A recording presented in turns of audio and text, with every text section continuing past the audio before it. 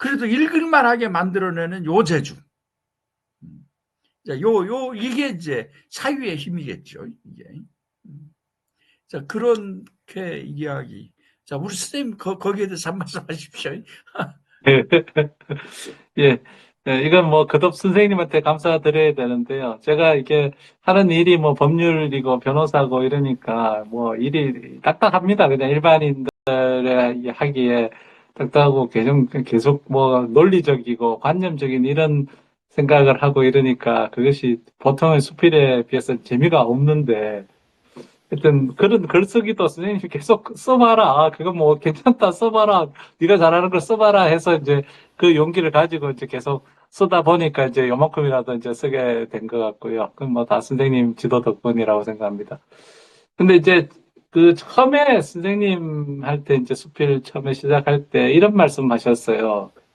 저 봄에 되니까 꽃이 이쁘다, 산에 달이 뜨니까 달이 이쁘다. 이런 이야기는 백날 써봐야 안 된다. 그거는 이미 앞 사람이 다 좋은 말 다 썼기 때문에 지금 네가 이 나이에 써서 그걸 넘어설 수가 없다.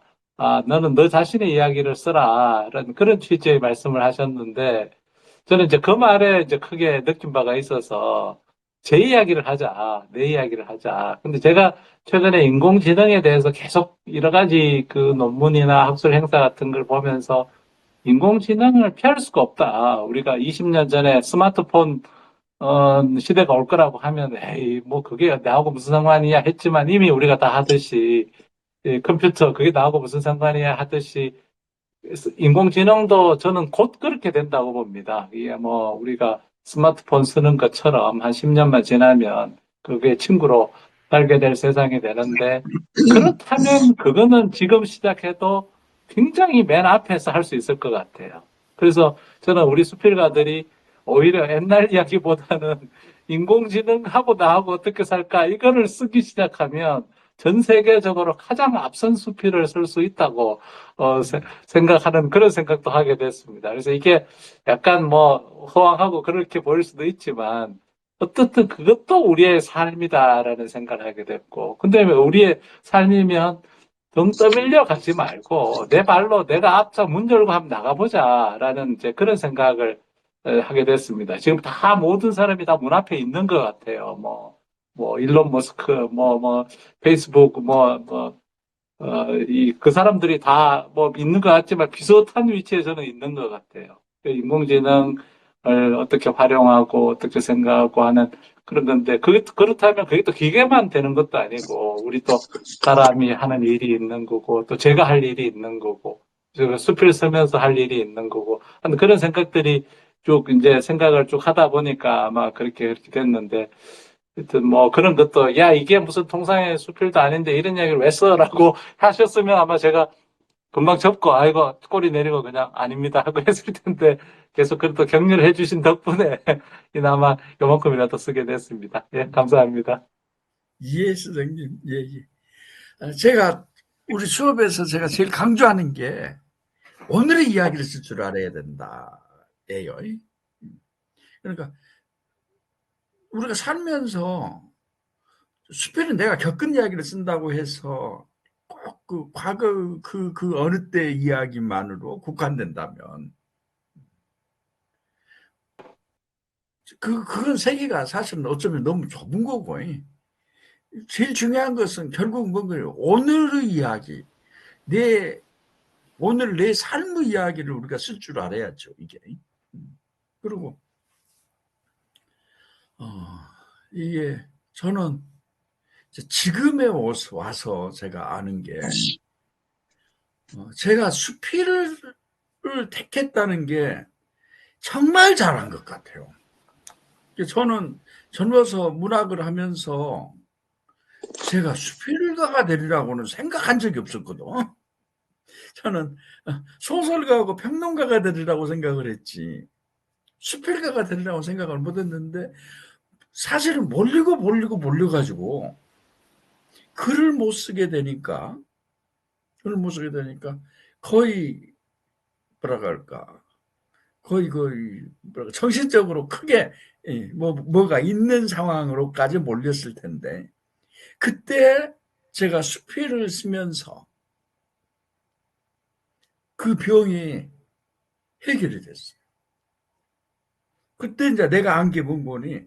내가 글을 못 써서 그 병에 걸린 게 아니라 내 이야기를 못 써서 병에 걸렸더라고.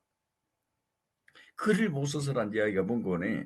소설을 쓰려면 사실은 뭔 거니? 엄청난 시간이 있어야 되고 엄청난 집중력도 필요하고 못한데 뭔가 좀 집중하고 못 하려고 쭉 하다 보면 뭐 일이 터져서 거기에 또 빠져야 되고 그런 과정을 통해서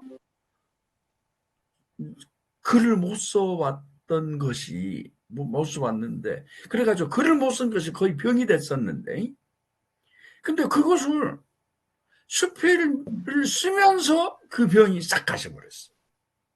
그래서 제가 한 게 뭔 거네. 아, 내가 이야기를 못 지어서 그 병이 있었던 게 아니라 내가 내 이야기를 못해서 병이 있었구나.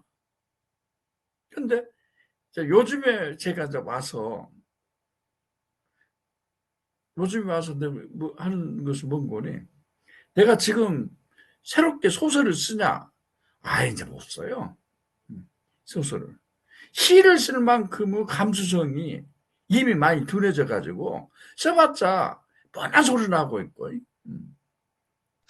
근데 지금 말할 수 있는 게 뭔 거니? 내가 수필이라는 장르를 택했던 거고 결국 내한테 수필은 뭔 거니?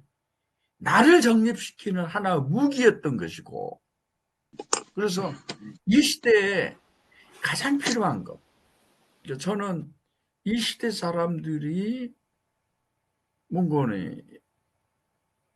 너무 힘들지요. 지금 요즘에 제가 사람들한테 흔히 하는 이야기가 15번에서 나의 탈출일지든가 뭔가 하는 그런 드라마가 있어요. 근데 그 드라마를 보니까 그 드라마 주인공이 경기도 어디에 사는 한 가정의 이야기예요. 한 가족의 이야기인데 아버지는 아무 말을 안 해. 근데 잔뜩 화가 나 있고 그다음부터는 그 아이들은 서울로 직장을 다니는데 서울로 직장을 다니면서 연애도 안 돼. 너무 멀어가지고 연애도 안 되고 그다음번에 뭐 다른 사람이 다 갖고 있는 차도 안 갖고 있고 뭐 쭉 하면서 그들이 가지고 있는 그 열패감들 흔히 말로만 들었던 건데 문학은 유대하다. 아주 여실히 보여줘 버렸.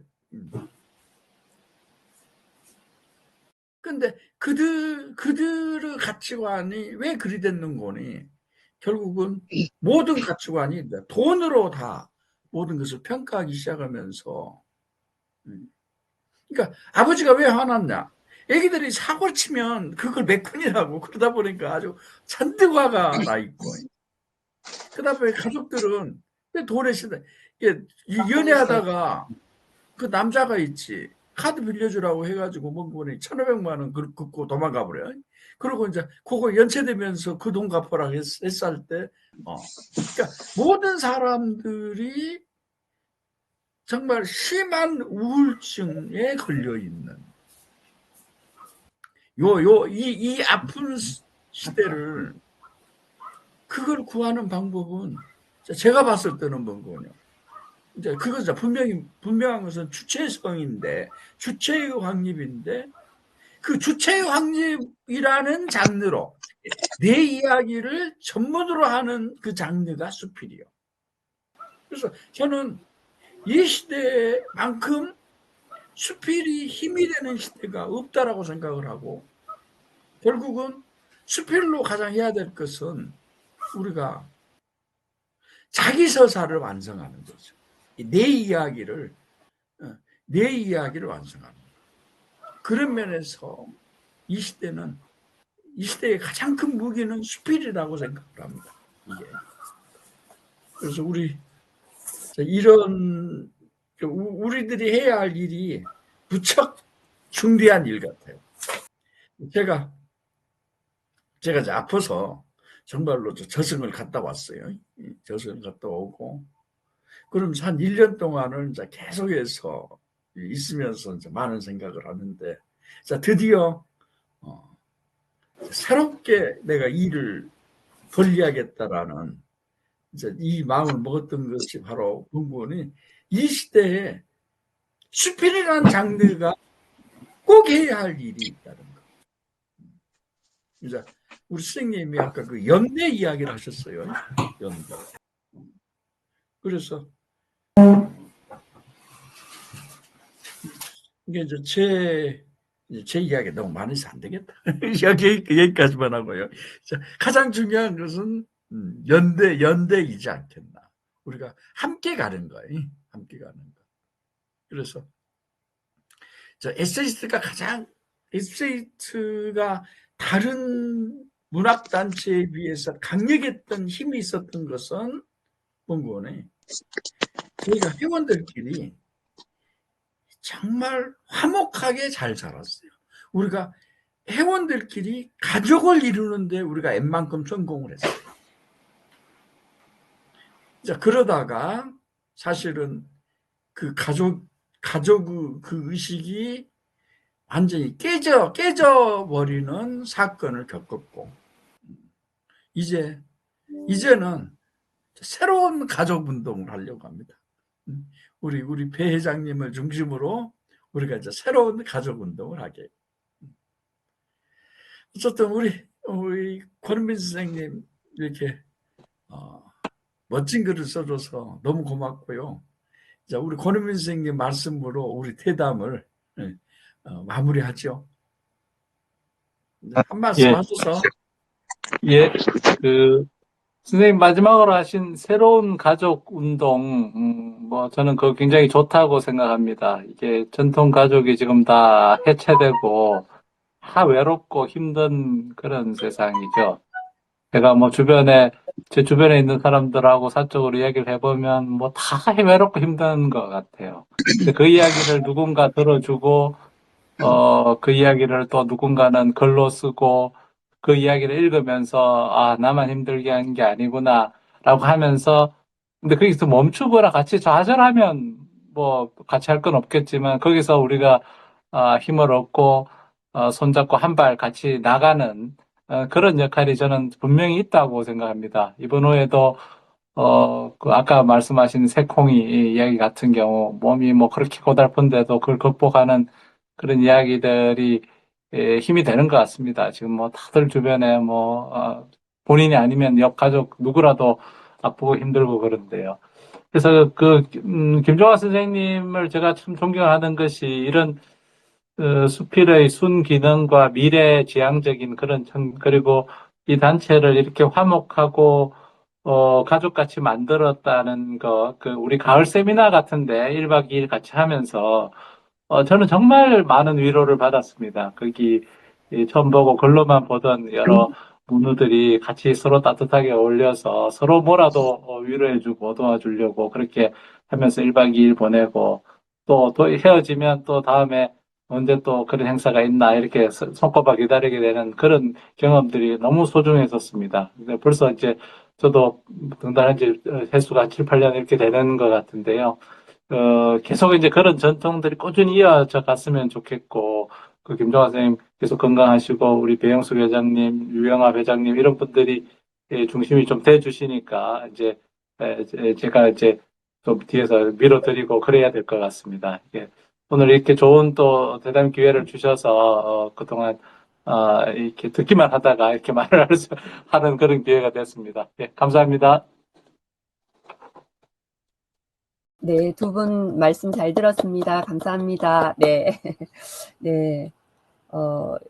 그러면 아까 그 지정숙 선생님 들어오시는데 조금 어려움이 있었던 것 같아요. 예. 아까 저희 14회 정경문학상 수상이 두 분이셨거든요. 아까 이정택 선생님 말씀해 주셨고, 다음엔 당신을 환대하기 위하여 저자이신 지정숙 선생님 말씀 잠깐 듣겠습니다. 지정숙 선생님 좀 부탁드립니다. 마이크 들려요, 선생님? 네, 들립니다. 네, 안녕하세요. 지정숙인데요. 제가 이걸 노트북으로 좀 했으면 좋았을 텐데, 제가 이게 좀 안 돼가지고, 이렇게 핸드폰으로 하게 됐습니다. 제가 수상을 서울 시청 별관에서 받은 지 오래됐는데 다시 또 소감을 말씀드리려니까 좀 쑥스럽네요. 그냥요, 저는 내놓을 게 이렇게 음, 없는 사람이에요. 그냥 뭐 학벌도 없고 지식도 없고 살아온 환경도 별로 뭐 내놓을 만한 게 없어서 그렇게 살았는데 그래도 문학에 대한 그런 관심은요, 항상 가지고 있었어요. 제일 제가 원했던 게 문학하는 선생님들을 지금도 만나 뵙는 게 저의 어쩌면 소원이기도 했었어요. 그래서 많은 뭐 여러 곳을 헤매다가 에세이스트를 이제 만나게 된 거고요. 그래서 저는 에세이스트가 꼭 친정 같은 느낌이 듭니다. 그리고 이제 그 교수님이랑 또 그때 처음 갔을 때 그 선생님들이 정말 따뜻하게 맞아주셨거든요. 아까 권은민 선생님께서도 말씀하셨지만 그 가족같이 말이죠. 그래서 그때 그 선생님들의 그 따뜻함을 저는 평생 잊지 못할 것 같아요. 그리고 이제 제가 지금도 가끔 뭐 책을 처음에 스필집 낸 그 당신을 환대하기 위하여 그 책이 우리 집으로 이제 택배로 딱 왔을 때 그때 그 기분을 지금도 가끔 느껴요. 제가 그 책을 가슴에 한참을 끌어안고 정말 가슴이 막 뭉클해가지고 말을 잇지를 못했던 그런 기억이 나거든요. 그래서 이제 제가 그때도 그랬고 시상식 끝나고도 좀 그런 느낌이 좀 있었는데 이제는 좀 이제 원래 초심 그 막 어디로 가야 되나 그거를 헤매고 막 길을 못 찾아서 헤맸을 때 그 초심으로 좀 돌아가려고 하고요. 오늘 이제 뭐 이렇게 들어온 첫째 제일 이렇게 여길 들어오고 싶었던 거 지금 화평회를 들어오고 싶었던 그 이유는 권은민 선생님 글을 읽었는데요. 저하고 너무 차원이 다르신 것 같아요. 무슨 초등학생이 대학생 글을 읽는 것 같은 그런 느낌이 들었어요. 그래서 꼭 권은민 선생님의 그 화평회를 꼭 좀 가서 들어봐야 되겠다는 그런 생각으로 들어왔고요. 저도 좀 고지식하게 제 나름대로 써왔던 그 수필의 방향을 이번 봄을 맞이하여서 조금 좀 달라져 보고 싶은 그런 욕심이 생기네요. 뭐 봄이 되면 왜 뭐 삼라만상이 다 변하고 또 보이는 것도 다 변해서 보이더라고요. 제 눈에도. 그래서 저한테도 무슨 변화가 조금씩이라도 변화가 있기를 그렇게 또 기대하고 또 저도 노력을 하면서 문학을 알아가려고 합니다. 더 좀 깊이 또 넓게 또 그다음에 좀 공부도 더 열심히 해서 하여튼 이 교수님의 그 말씀을 지금 저도 메모를 싹 해놨는데요. 그런 쪽으로 좀 노력을 해보려고 합니다. 에세이스트 가족, 우리 작가 선생님들 정말 존경하고 사랑하고요. 저는 에세이스트를 영원히 사랑할 겁니다. 우리 정경 선생님의 저기 발행 처음에 이 책을 이렇게 만들 때 그 아들 뭐 딸 같다 그런 말씀 그것처럼 저도 그런 마음으로 앞으로 에세이를 써볼까 합니다. 수필을 써볼까 합니다. 하여튼 감사합니다. 이렇게 초대해 주셔서요. 이상입니다. 네, 감사합니다. 네, 잘 들었습니다. 네. 네. 그러면 이제 저희 배기후에도 좋은 작품이 많았는데요. 필진들 몇 분의 후감을 듣도록 하겠습니다. 먼저 초대수필 저만치 산마을에 비가 내리다 작품을 쓰신 이경원 선생님 말씀 부탁드립니다. 네. 네, 저기 초대해 주셔서 감사하고요. 에세이스트가 이렇게 하는 게 사실 좀 부럽기도 해요. 김정환 선생님이, 제가 맥란자 선생님과 아무룬 그거 했을 때 한번 초대받아가지고 이거 대화를 받고, 오늘 또 봤는데 역시 저는 이 아이디어는 굉장히 콘텐츠는 성공적이다. 이렇게 봤고, 저는 여러 가지 제가 이 앞에 백남호 선생님이고 등단한 작품들이고 이렇게 다 봤는데 저는 권은민 작가한테 한번 물어보고 싶었어요. 이게 제가 그 5편을 조금 자세히 봤거든요. 그래서 이제 우리 김종환 선생님이 굉장히 이제 칭찬을 해주셨는데, 저도 굉장히 아이디어도 좋고 제목도 좋고 이런데 왜 구성이 이렇게 반복적인 단순 구성을 계속 5작품밖에 제가 못 봤거든요. 그랬는데 그 5개가 다 반복이면서 누구의 덕인가 아들 인공지능 이사 가는 거 이런 걸 쭉 했는데 원래가 그러신 건지 이 5작품의 공통점이 그런 건지 제가 그게 좀 그랬고, 사실은 이 결미에서 저는 굉장히 그 앞에 파워 있게 나가다가 결미는 이렇게 약간 수그러든 이지고잉의 느낌이 살짝 있었어요. 그러면서 뭐냐면 그때부터 궁금했어요.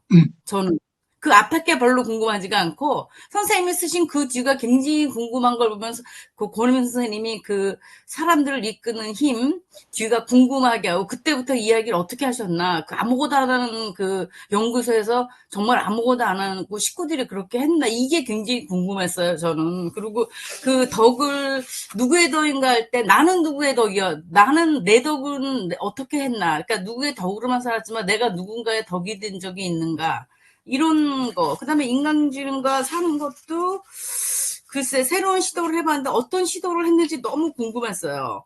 그냥 새로운 시도를 해야지 이렇게 끝나는 게 좀 아쉽다. 그리고 이사를 하는 대목에서도 그냥 이렇게 아직도 미적거리는지 한심스럽다. 이런 거. 그다음에 덕에 대한 생각 이런 것들을 굉장히 그다음에 확실히 하는 거예요. 저는 확실히 아는 것이 참 좋았거든요. 뭔가 확실히 우리가 못탈한 존재라는 거, 죽을 수밖에 없는 존재라는 거를 알고 있는데 이 뒤에도 해야 할 것을 당장 시작했다. 선생님이 해야 할 것은 무엇인가가 너무 궁금했어요. 이 5작품이 다 앞에보다 저는 뒤가 궁금했어요. 그때부터 시작하는 작품이 2부를 하나씩 있으면 무척 새로우면서 재미있겠다. 그러니까 거기서 아까 우리 김정환 선생님이 얘기하신 얘기, 뭐죠? 자기 전복, 자기의 삶의 이야기를 쓰고 이렇게 하는 그런 것처럼 뭔가 새로운 것을 또 한 번 이렇게 한 번 뒤집었는데 저는 한 번 더 뒤집는 힘을 가지고 계시다. 굉장히 이야기하는 이야기꾼으로서의 DNA가 있으시기 때문에, 그게 충분하게 가능하다고 그랬어요. 그래서 한번 이 뒤에 2부 이야기를 한번 다 써보시면, 아무것도 하지 않는 연구소 이렇게 해가지고 그 뒤에 이렇게 써보면 참 새로운 수필이 될 것 같은 느낌이 들었어요. 수필이, 그러니까 선생님 아까 김종환 선생님이 얘기하신 것처럼 오늘의 이야기를 쓰는데 이 권은미 작가님이 다 오늘의 이야기를 쓰셨더라고요. 그 점이 굉장히 참 좋았고, 수필을 보면 과거의 이야기가 많았으면 일단 저도 잡지를 개건 수필 20년 만들면서 너무 많이 봐가지고 좀 지겨워요. 어머니 아버지 나오면 좀 다 요양병원 가고 어쩌고 이렇게 그런 거 하면 지겨운데, 어둠의 밑에서 어둠 속에서의 어떤 그런 어머니의 이야기, 그러니까 이렇게 우리가 마요네즈에 나는 어머니 밭에 신선했잖아요. 그러면서 그런 것처럼 이 작품은 굉장히 신선하지만 구성에서는 글쎄 계속 이 작가가 이런 단순 반복의 구성을 견지한다면 이거는 약간 다양화의 문제에서 부족한 점이 아닐까, 이런 생각이 좀 들었어요. 그리고 끝에 결미가 좀 이렇게 그냥 스르르 사라져 버렸다. 이게 굉장히 아쉬워서 악착같이 조금만 한 번 더 반전했으면 좋았을 걸, 이런 생각이 들었지만, 이렇게 그냥 힘있게 자기 이야기를 막 써내가는 힘있는 그런 줄기가 굉장히 권은미 작가한테 매력을 느꼈습니다. 네, 다른 작가도 있었지만 저는 그랬어요. 그리고 아까 여러분이 아주 글이 좋더라고요. 그래서 이번 책이 유난히 좀 작품들이 좋은 것 같아요. 제가 보기에는. 제가 꾸준히 오면 좀 보거든요. 다는 못 봐도 반은 이렇게 집중해가지고 이렇게 보는데 작품들이 이번에 참 좋았고, 다시 한번 권은민 작가가 이렇게 커가는 거를 저도 이렇게 어떻게 쓰실까 궁금해요. 2부가. 이불을 쓰면 좀 보내주세요. 네, 그거 네. 말 다 했습니다. 네. 네, 좋은 말씀 감사합니다. 네, 그러면 다음은 백운이 청산의 공연이 왔다 가네 작품을 쓰신 조은 선생님 말씀 있겠습니다. 예. 안녕하십니까. 조원이라고 합니다. 김중환 교수님하고 여러 선생님들 만나 뵙게 돼서 반갑습니다. 오늘 많이 배우는 시간이 됐습니다. 이번 에세이스트 102호에 실린 글 백운이 청산의 공연이 왔다 가네는 책을 읽다가 소재가 떠올라서 이제 쓴 글입니다. 지난 11월인가요? 우연히 중앙일보 북리뷰를 보다가 대현 스님이라는 분이 쓰신 아름답게 가는 길이라는 책을 이제 만나게 됐습니다. 그 책이 이렇게 생겼는데 보이시나요? 네. 이렇게. 예. 근데 처음에는 그저 스님들이 쓰신, 흔히 많이 쓰신 뭐 내려놓기나 버리고 수행하기 뭐 그런 흔한 책인 줄 알고서는 이제 자세히 보니까 대현 스님 유고집이라고 돼 있더라고요. 예. 그리고 표지에 병마와 싸우는 대신 비우고 또 비우는 단식 수행으로 열반의 길을 스스로 선택하시다라는 문구가 여기 있었어요. 그래서 바로 이제 구입을 해서 이제 읽게 됐죠. 이 책에는 이제 만성 폐렴을 이제 진단받고 단식 수행을 통해 스스로 열반의 길을 열어나간 한 수행자의 진짜 결연한 의지와 아름다운 마무리가 이제 오롯이 담겨 있었던 거예요. 그러니까 2021년 8월 25일 단식을 시작해가지고요. 29일 만에 범납 53, 이제 세수 75세 일기로 지리산 정각사에서 열반에 들거든요. 근데 그 과정 하나가 진짜 결연하더라고요. 그러면서 그것만 내용이 있는 게 아니라 이 책에는 부처님의 마지막 발자취인 대반 열반경을 죽기 전에 자기가 번역한 원고와 함께 실려 있어서 더욱더 큰 의미가 있었어요. 그래서 그런데다가 또 단식 22일까지 기록이 상세하게 적혀 있었습니다. 저도 이제 새로운 시작보다는 이제 하나둘 정리하고 매듭을 지어야 될 나이였기 때문에 이 글을 쓰면서 자기 자신을 돌아보는 계기가 됐고요. 어떻게 마무리해야 품위 있게 죽을 수 있을까라는 생각을 많이 하게 된 글이었습니다. 그래서 어찌 보면 남에게 읽히기보다는 내 자신이 자주 읽어야 되겠다 생각한 글이 아니었나 싶어요. 예, 감사합니다. 네, 감사합니다. 그럼 다시 모인 가족의 엄밀한 선생님 말씀 좀 부탁드립니다. 음소거 해제하시고, 예. 네. 안녕하세요. 네, 엄미란입니다. 저는, 제가 지금 하평에는 처음이거든요. 처음인데, 저는 어떠한 작품을 주면서 저보고 하평을 하라고 할 줄 알고 기다리고 있었어요. 그런데 그게 아니고, 이렇게 처음 당하고 보니까 저도 참 많이 황당합니다. 저는 지금 이번 여기 책에서 참 많은 작품들이 다 좋았어요. 그 중에서 뭐 특별히 꼽으라면은 저는 제 꽃 밟는 일을 걱정하다에서 김향남 선생님 글을 참 가슴이 와닿게 읽었습니다. 그래서 특히 지금과 같이 이 봄날에 이런 아름다운 정말로 가슴 저리는 어떻게 보면은 조심스러운 그런 글을 읽고 오늘 꽃잎을 볼 때마다 선생님 글을 생각하게 했어요. 그래서 제가 이 글을 보면서 쭉 읽어가다가 보니까 몇 문장들이 마음에 들었어요. 나는 들어 올린 한 발을 어떻게 둬야 할지 몰랐다. 여기에서 정말로 내가 발을 들어서 어디에 둘지 모를 그런 상황을 생각했고요. 그리고 내 하얀 운동화는 시커먼 군홧발처럼 우악스러워 보였다. 이 문장이 정말로 어쩌면은 이렇게 순간적으로 이렇게 표현을 했을까? 꽃과 내 이 신발을 이렇게 대비시킬 수가 있을까? 그 생각을 한 적이 있습니다. 그래서 김양능 선생님은 어쩌면 글을 쓰시도 참 전에도 글을 여러 편을 봤지만은 글을 참 아주 고급스럽게 표현도 아주 멋지게 잘 하셨더라고요. 그래서 김양능 선생님의 글을 좋게 평하고 싶었습니다. 그리고 이제 마지막으로는 그 비명을 듣느니 차라리 나는 법을 배우겠어요. 이 문장에서 정말로 우리가 얼마나 꽃을 이러한 연약한 것들을 이게 꼭 무슨 꽃만은 아니겠죠, 그죠? 그러한 것을 우리가 얼마나 생각을 해야 될까, 얼마나 또 염두에 둬야 할까, 그 생각을 한 적이 있습니다. 그래서 저는 이 작품을 참 좋게 봤고요. 그리고 저의 다시 모인 가족은 코로나로 인해서 그동안 제가 참 열심히 살았거든요.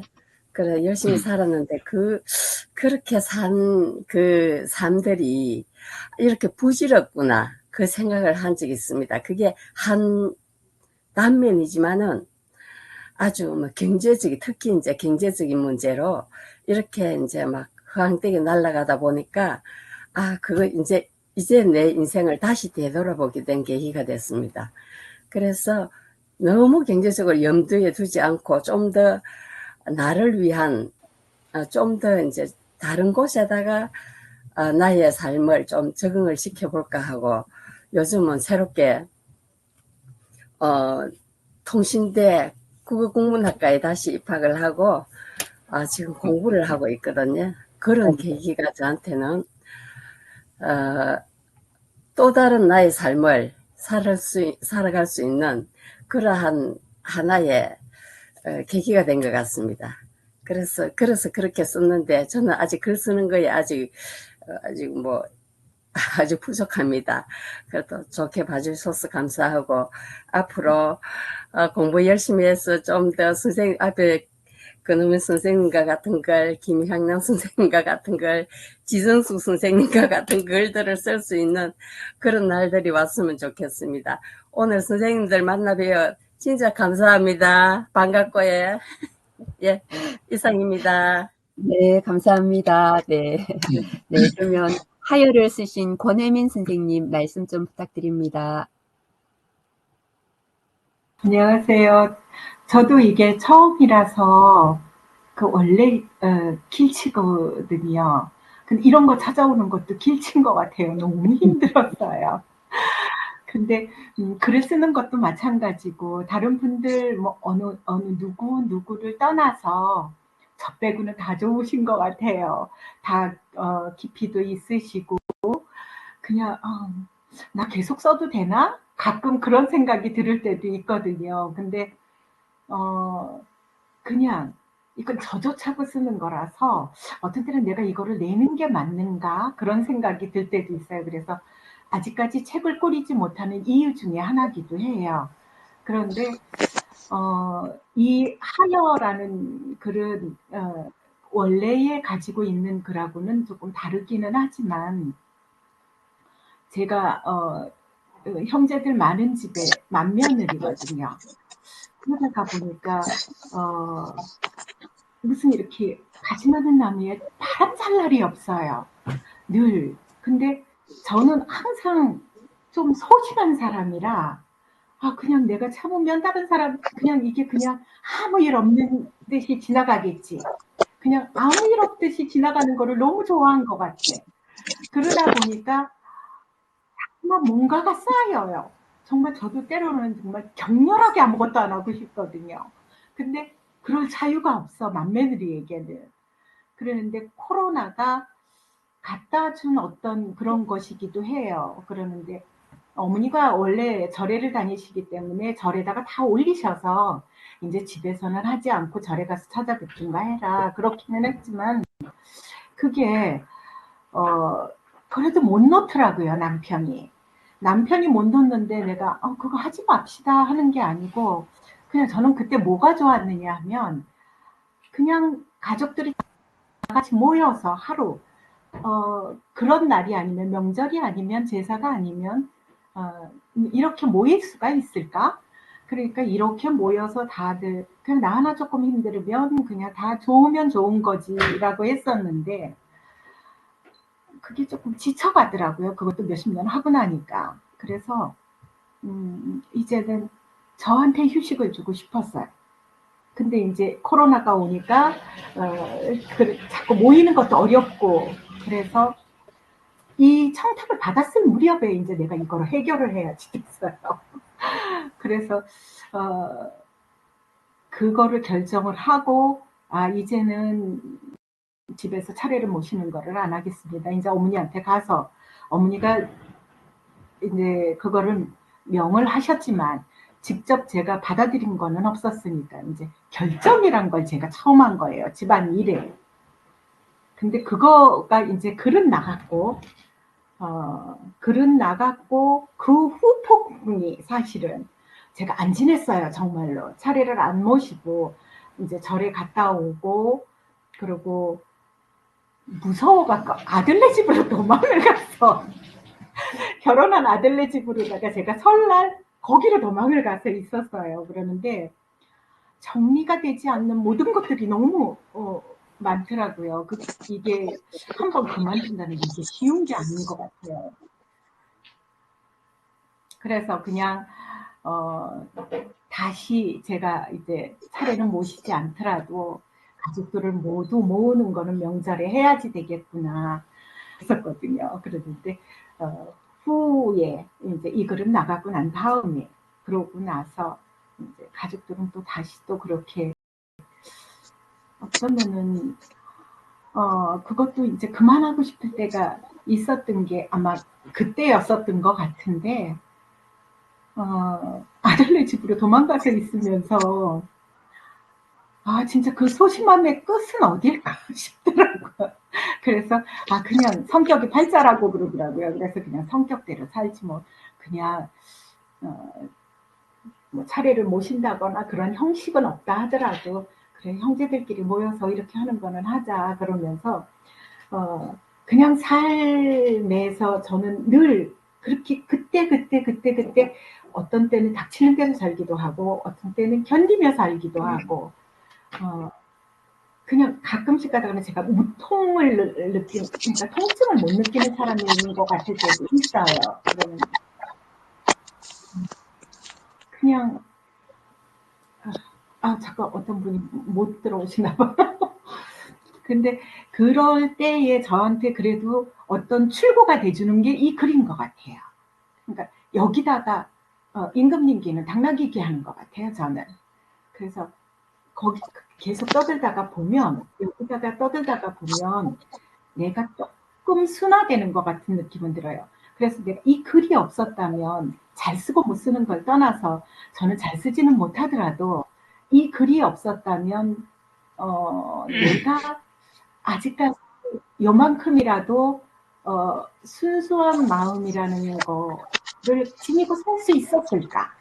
그래서 저에게 있어서 수필은 그냥 제 동생도 같아요.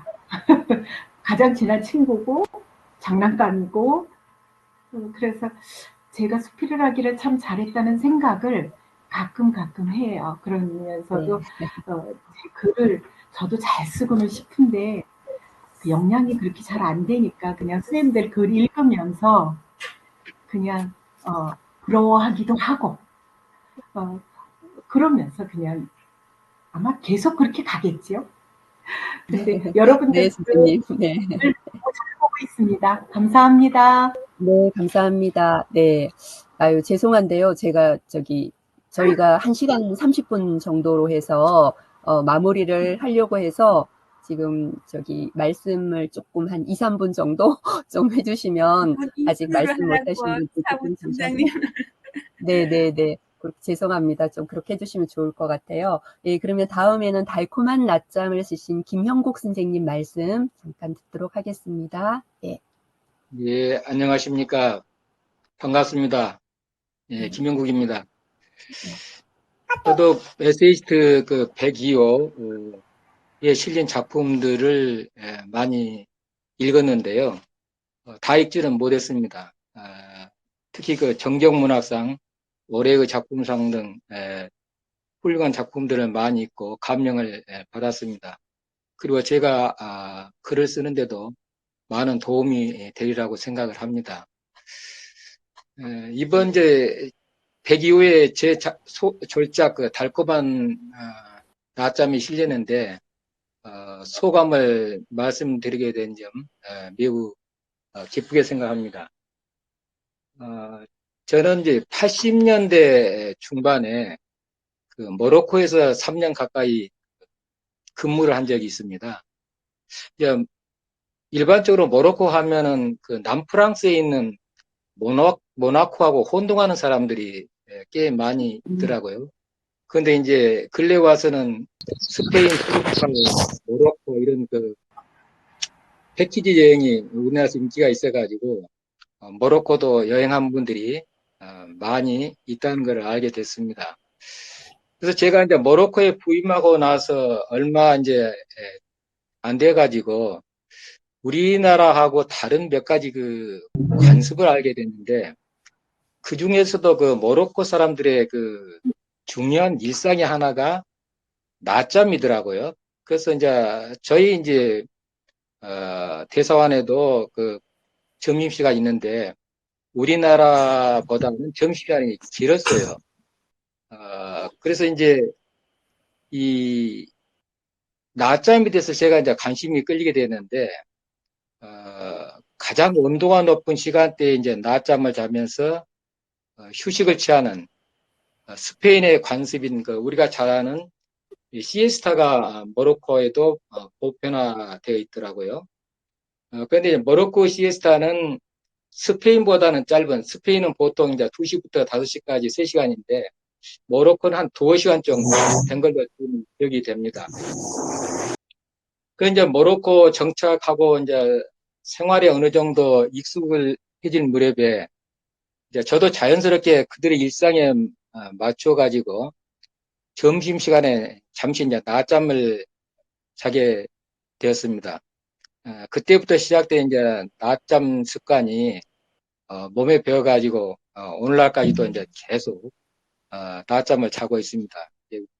요즘은 매일 이제 30분가량 눈을 붙이는데 과거 직장에 다닐 때는 근무지에 따라서 이제 10여 분 남짓 잘 때도 있었고 또 30여 분 남짓 잘 때도 있었습니다. 아무래도 이제 외국 근무할 때는 점심시간이 우리나라보다 길다 보니까 좀 더 한 30여 분 남짓 낮잠을 자곤 했던 것 같습니다. 저 개인적으로 보면은 그 낮 시간 잠깐의 그 단잠은 정말 그 꿀맛처럼 달콤할 뿐만 아니라 특히 깨어난 뒤에는 정신이 상쾌하고 몸이 가뿐해지는 걸 느끼고 있습니다. 그래서 이제 오후 시간을 의욕적이고 또 활기차게 보낼 수 있게 되더라고요.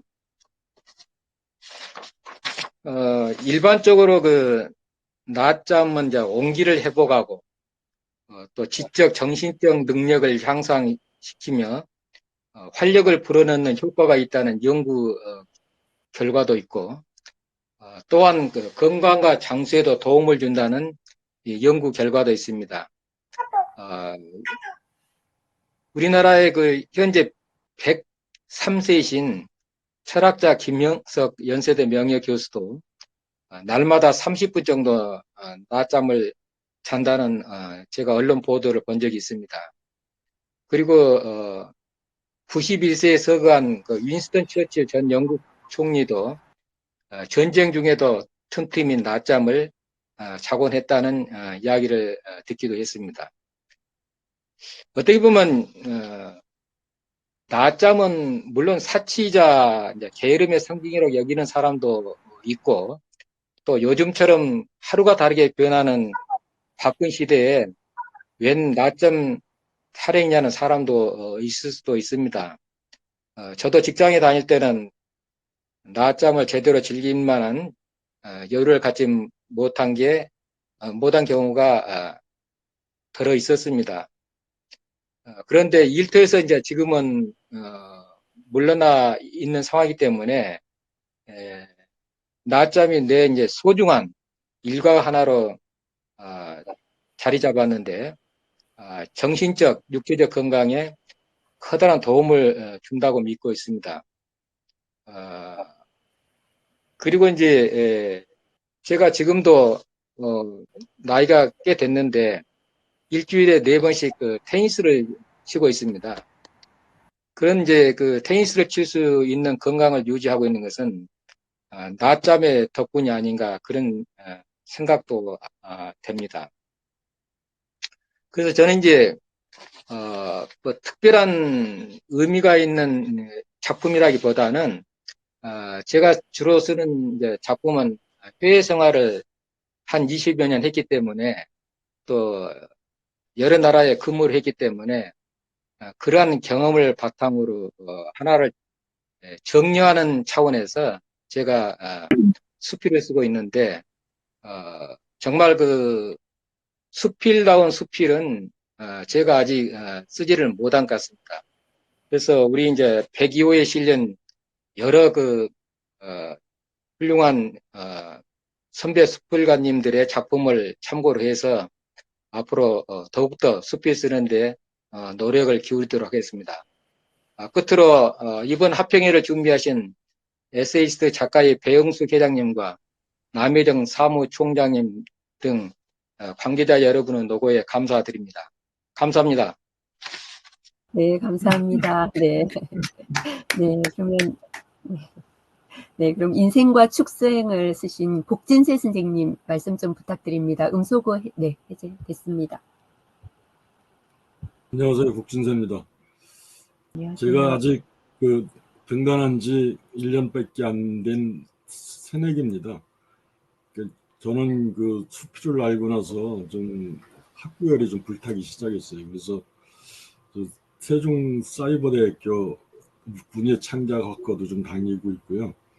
또 서울지희 유형아 회장님께서 마련해 주신 사무실에서 합평회를 격주로 운영하고 있는데 거기도 거의 뭐 안 빼고서 참석을 하고서 열심히 좀 배우고 있는데 아직도 뭐가 뭔지 모르겠어요. 그래서 오늘 합평회도 여러 훌륭한 선생님들 모시고 합평회를 하게 된 건 대단한 영광이라 생각하고요. 제가 이번에 쓴 글 축생과 인생은 저는 어렸을 때 그 전형적인 농촌인 가정에서 자랐어요. 그래서 항상 뭐 송아지가 태어나고 또 크면 팔려나가고 이런 걸 보면서 자랐기 때문에 소가 주는 의미는 저한테는 상당했었거든요. 근데 오늘부터 살다가 보니까 축생하고 제가 사는 인생하고 별반 다른 게 없더라고요. 보니까. 그래서 거기서 좀 그 어렸을 때 같이 학교 갔다 오면 제가 소를 돌보고 꼴을 먹이고 소죽을 쏘서 먹이고 그건 제 역할이었거든요. 그래서 아직도 아련한 그런 송아지에 대한 그리움이 있고 또 어렸을 때 소가 어느 정도 송아지를 낳아서 어느 정도 자라면은 젖을 띨 때 보면은 아주 매몰차게 머리로 들이받아요. 그래서 독립하고 살 수 있게끔 그렇게 만드는데 근데 우리 사람은 서양에서는 그렇게 알고 있습니다만 우리 한국 사람들은 자식을 성인일까지 키워놔서도 대학교까지 보내주고 집까지 사서 결혼시켜주고 애까지 보면서 평생 자식들하고 끈을 놓지 못하고 살면서 오는 그런 스트레스도 상당히 한다는 걸 나도 알았어요. 근데 오히려 동물의 세계에서는 그렇지 않다는 걸 알았습니다. 성장기가 되니까 딱 그 아주 사납게 대해서 독립시키는 것을 보고서 송아지한테 인생을 배운 것 같습니다. 오늘 늦었으니까 저는 짧게 이만하겠습니다. 네, 감사합니다. 감사합니다.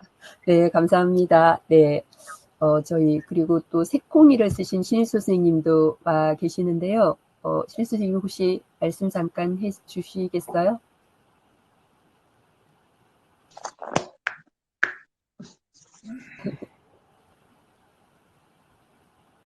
저는 그냥 말을 할 생각이 없었는데, 새콩이는 제가 이제 남편이 준 신장을 이식받고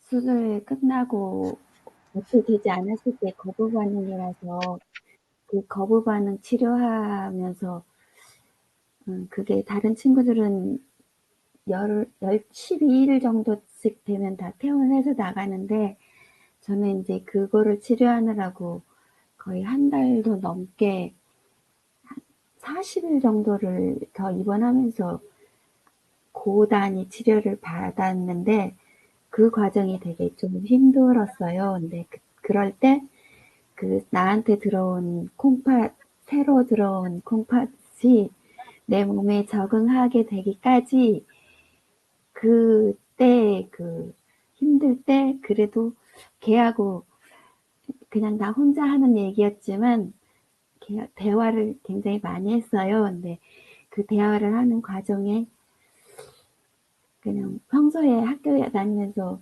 공부할 때 그냥 공부 안 되면 천장 보고 얘기하고 책상 보고 얘기하고 그런 것들 생각나서 그냥 걔를 새콩이라고 이름 짓고 그냥 얘기하면서 거부 반응을 이겨냈던 그 기억이 떠올라서 썼어요. 근데 지금도 걔는 여전히 그냥 큰 무리 없이 잘 견뎌주고 있어서 너무 감사하고 앞으로도 더 계속 이 상태만 유지하면서 살았으면 좋겠다 하는 마음으로 새콩이하고 여전히 친구 잘 지내고 있습니다. 그런 글입니다. 네, 만 감사합니다. 선생님 잘 하세요. 네, 잘 들었습니다. 네, 감사합니다. 그러면 작품 쓰신 분들은 다 한 말씀 하신 것 같은데, 문대건 선생님이 지금 급한 일이 있는지 나가셔가지고요. 그래도 유영아 선생님 잠깐 목소리라도 잠깐 들었으면 좋겠거든요. 유영아 선생님 짧게 한 말씀 좀 부탁드립니다. 네, 안녕하세요. 여러 선생님 뵙게 돼서 반갑고요. 저는 이제 오늘 권은미 선생님 문제작가 하시는 그거 듣고 싶어서 들어왔어요. 선생님 작품은 항상 제가 잘 읽고 있고, 또 제가 남다르게 느껴지는 건데, 통일다년사회에서, 저 개인적인 저희 집하고도 어떤 연관이 있어갖고 제가 남다르지 않는 그런 감정으로 통일단상 잘 읽고 있고, 4만 원짜리 수필은 진짜 정말 좋고, 그 선생님, 그 사모님께서 아무것도 하지 않겠다는 그 마음으로 사무실을 여셨다는데, 저도 딱 그 마음으로 사무실을 열었기 때문에 정말 일맥상통하는 그런 느낌을 받아서 굉장히 좋았습니다. 예, 감사합니다. 네, 감사합니다. 네, 권경자 선생님께서 지금 참석하셨는데, 권경자 선생님 혹시 말씀 좀 나눠주실 수 있을까요? 네. 저는 오늘 그냥 좀 들으려고 들어왔던 것뿐이고 좀 별로 말이 좀 준비를 안 했는데 하여튼 합평회라는 게 참 그거 듣기만 들어도 좀 제가 힐링도 되고 생각도 되고 좀 잠시 들어도 좋았습니다. 감사합니다. 네, 감사합니다. 네, 우리 심경혜 선생님도 들어오셨는데, 심경혜 선생님 잠깐 말씀 좀 부탁드립니다. 네, 안녕하세요. 제가 좀 늦게 와서, 늦게 막 바쁘게 와서 지금 들어왔는데, 사실은 궁금했어요. 선생님들 계속 못 뵈가지고, 여기서라도 좀 이렇게 뵈려고 들어왔는데, 너무나 잘 들어왔다 생각이 들어서, 권우민 선생님부터, 이경은 선생님, 조원 선생님, 예, 그리고 지정수 선생님, 뭐 엄미란 선생님도 말씀 참 잘하시네요. 안녕하세요. 예, 권혜영 선생님도 처음 뵙고 김홍혜 선생님 지금 화면을만 뵙고 안녕하세요. 제가 이제 창간기념 준비하면서 이렇게 통화하고 복진 선생님도 그렇고 통화만 하고 얼굴 이제 뵌 분도 계시고 안 뵌 분도 계신데 잠깐이라도 이렇게 그냥 멀리 화면으로도 볼 수 있으니까 너무 반가웠습니다. 그리고 문철 선생님 반갑습니다. 대화면에. 선생님들 정말 감사합니다. 사랑합니다. 네. 네, 감사합니다. 네, 그럼 문철 선생님 잠깐 말씀 좀 부탁드립니다.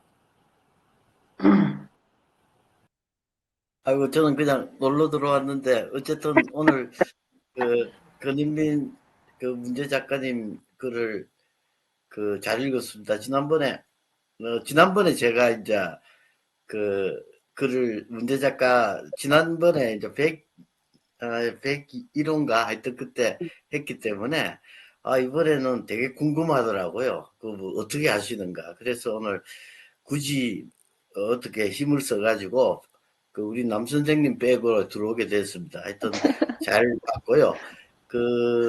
제가 한 3번 정도 읽어봤습니다. 권 선생님 글을. 그래서, 야, 이런 소재로 이런 작품이 나오네. 이런 생각을 상당히 많이 했습니다. 그래서 아주 재미있게 읽었고, 법률가처럼 막 기승전결이 명확한 글이라서 좀 재밌다. 이런 생각도 했습니다. 하여튼, 그 외에도 다른 분들 오늘 말씀하신 거 듣고 제가 이제 해주신 분들 이렇게 글에 다시 색깔을 칠했는데, 합평회가 끝나면 다시 한번 지금 말씀하시는 거를 기준으로 해가 읽어보고 많이 즐기고 또 배우도록 하겠습니다. 아이고, 감사합니다. 예. 네, 감사합니다. 네. 그럼 마지막으로 저희 배디오 합평회 톡방도 만들고 기술적인 부분 뒤에서 많이 애써주신 우리 김한혜 사무차장님도 잠깐 한 말씀 좀 부탁드립니다.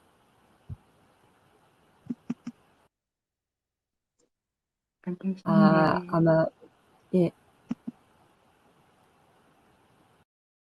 김한혜 선생. 네, 제가 카메라가 지금 안 돼가지고 마이크만 지금 되는 상황인데 아니, 여기 저는 다 나오는데요. 제가 보이나요? 네, 정지되지 않나요? 정지 화면으로 보이고 있습니다. 네, 네. 제 컴퓨터가 이래서 죄송한데 우선 이 합평회가 제가 처음으로 이렇게 제대로 들어보고 합평회라는 게 이런 거구나 하는 이런 깨달음도 없고 제가 많이 부족하구나 더 많은 걸 배워야 되겠구나라는 생각을 하게 됩니다. 책도 더 많이 읽어봐야 되겠고 사고라는 걸 많이 깊은 생각을 많이 해야 되겠다라는 생각, 그런 느낌을 받았어요. 아직은 부족하지만, 열심히 배워서 더 우리 에세이스트랑 같이 할 수 있는 그런 부족하지 않는 작가가 되도록 한번 해보겠습니다. 많이 배웠습니다. 감사합니다. 네, 감사합니다. 네, 그러면 마지막으로 발행인 김정환 선생님의 총평이 있겠습니다. 네. 예, 우리가 시간이 좀 오바돼서 좀 힘드셨겠어요. 그런데 오늘 우리 합평회는 대단히 성공적이네요. 그래서 우리가 이렇게 모여가지고 사실은 뭔가는 우리가 이렇게 거론된 작품을 다시 한번 읽을 기회만 생긴다 해도 이 합평회는 성공인 거죠. 그래서 아마 제가 담당했던 우리 권은민 작가하고 대담도 우리가 이쯤 했으면 안 읽은 사람도 다시 가서 찾아서 읽을 걸. 그러면 성공한 거죠, 이게. 그래서 오늘 우리 배 회장님이 합평회 준비를 아주 야무딱지게 하시더라고요. 우리 사무총장님이나 사무차장님들을 다 이게 동원해서 아주 야무딱지게 했고, 그 결과 대단히 성공적인 합평회가 되지 않았나. 이렇게 참석해 주신 모든 분들께 아주 감사드립니다. 네, 감사합니다. 감사합니다. 네, 다시 한번 네, 다시 한번 이렇게 바쁘실 텐데도 참석해 주셔서 너무나 감사드리고요. 그러면 마지막으로 회장님께서 예, 마무리해 주시면 좋을 것 같아요. 네, 회장님, 네, 부탁드립니다. 네, 마무리할 거는 없고 저희들이 소리는 들리나요? 네. 네, 들려요. 네, 저희들이 코로나가 지금 많이 이렇게 해제되고 있지만은 일단 103호까지는 저희들 하상으로 하겠습니다.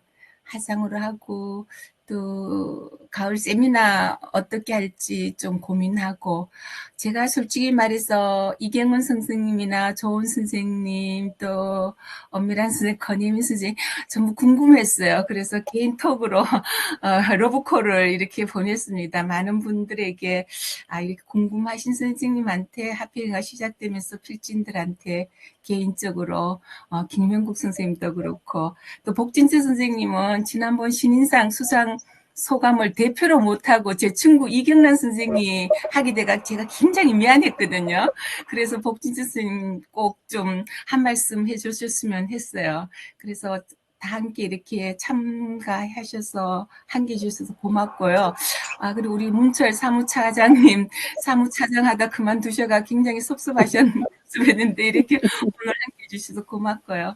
어쨌든 우리 남혜정 선생님하고 김한혜 선생님이 처음 준비하면서 여러 가지 고민도 많이 하고 있습니다.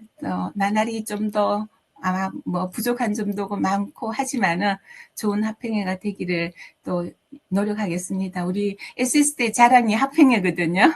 정말 합평회 역사가 뭐 한 15년 정도 되고 저도 2010년 그때 기획위원장으로서 합평회를 이렇게 주관하고 사회 맡고 있는 기억이 많이 새롭고 또 마치면 술 먹고 놀았는 기억들 그것들이 많이 나네요. 그리고 마지막으로 우리 김정환 선생님 수술 날짜가 며칠 안 남았습니다. 수술 잘 하시고 103호 합평회 때 또 이렇게 건강한 얼굴로 뵐 수 있었으면 좋겠습니다. 감사합니다. 늦은 시간까지. 네, 네. 이상입니다. 네. 김정환 선생님 화이팅! 네. 우리 이경원 선생님, 예, 지금부터는 이제 각자 나가고 싶으신 분들 나가시고, 또 이제 사담하시면 됩니다. 이제 녹화도 끝나고. 예, 우리 이경원 선생님, 오늘 제가 너무 씩씩하시고, 그래서 제가 러브콜을 잘 보내는 것 같아요. 네, 저기 몇 번을 보내주셔서 사실은 별로 그렇게 올 생각이 없고, 뭐 일이 많아가지고, 오늘 3건이거든요. 지금 3번째 스케줄인데, 네. 제가 몇 번을 해주셔가지고, 이거는 안 가면 안 되겠다. 죄송합니다. 감사합니다. 그리고 네, 고린곤 작가님 그 글 읽으면서 너무 좋아가지고, 좀 한번 뵙고 싶었어요. 네, 네. 네, 그러면 어찌됐든 지금 참석해 주셔서 작가 이사님들께 너무나 감사드리고요. 이사님 공기부 합평회는 SS 네. 합평회라 해가지고 화상해요. 네. 알겠습니다. 합평회는 이상으로 마치고 자유롭게 나가실 분 나가셔도 되고요. 예, 또 얘기 나누실 분 나누셔도 됩니다. 그럼 우리 박수로 끝낼까요? 네, 수고하셨습니다. 수고하셨습니다. 수고하셨습니다. 네. 네, 조은 선생님 개인적으로 감사합니다. 바쁘실 텐데. 예, 초대해 주셔서 고맙습니다. 예, 여러 가지로 정말 바쁘신 분이신데. 예. 아닙니다. 예. 이제